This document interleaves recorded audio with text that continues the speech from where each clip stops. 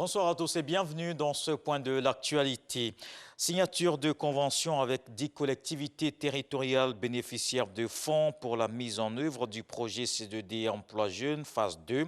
Plus de 6 milliards de francs CFA en faveur de 10 400 jeunes, essentiellement dans les domaines des micro et petites entreprises. Le contexte général de cette phase 2 du contrat de désendettement et de développement destiné à l'emploi jeune dans les milieux urbains et ruraux est axé sur 30 100 jeunes au total. Cette cérémonie est l'acte formel de mise à disposition des fonds aux différentes régions et districts bénéficiaires. Je vous propose d'écouter le ministre Touré Mamadou. Cette cérémonie de signature de convention de maîtrise d'ouvrage déléguée aux collectivités territoriales qui s'inscrit dans le cadre de la mise en œuvre du contrat de désendettement et de développement dénommé C2D Défi Jeunes 2 traduit la volonté du gouvernement d'accompagner cet engagement par le transfert des ressources qui demeure l'épineuse question de la pérennisation et de la réussite de la politique de décentralisation, y compris en matière d'emploi. Les objectifs de ces conventions signées ce jour pour un montant de 6 420 497 045 francs CFA, financés sur les ressources du C2D2, sont de favoriser l'insertion de 10 000 jeunes, hommes et femmes, des localités concernées par l'auto-emploi à travers les activités génératives de revenus et les micro et petites entreprises. C'est le lieu pour moi de traduire la reconnaissance de l'État de Côte d'Ivoire au gouvernement français pour son soutien indéfectible aux actions de développement de notre pays.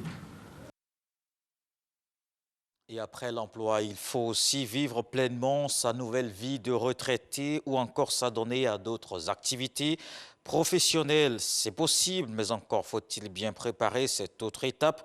Nombre de personnes, après des années de service, ont fait le choix d'initier des activités. Selon elles, c'est un gain à tout point de vue. Dans l'édition de 20h, on verra des témoignages de reconversion. C'est donc un dossier à suivre dans la grande édition. Dans le reste de l'actualité, l'armée affirme avoir tué plus de 300 rebelles dans des combats samedi contre une colonne de FACT. Le Front pour l'alternance et la concorde au Tchad. N'Djamena annonce également 5 morts dans ses rangs. Du côté du FACT, on reconnaît ce lundi matin qu'une des colonnes de la rébellion est portée disparue depuis les combats de samedi. Elle est composée d'une trentaine de véhicules. Pendant ce temps, N'Djamena, la plus grande inquiétude s'est installée dans la population. Rien ne peut justifier la panique, tente de justifier le gouvernement. Cuba a tourné ce lundi la page des frères Castro avec le départ en retraite de Raúl, 89 ans.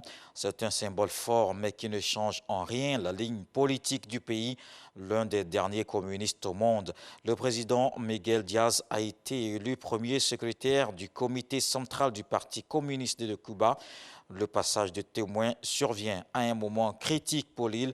Elle est plongée dans sa pire crise économique en 30 ans sous l'effet de la pandémie de Covid-19 et du renforcement de l'embargo américain imposé depuis 1962.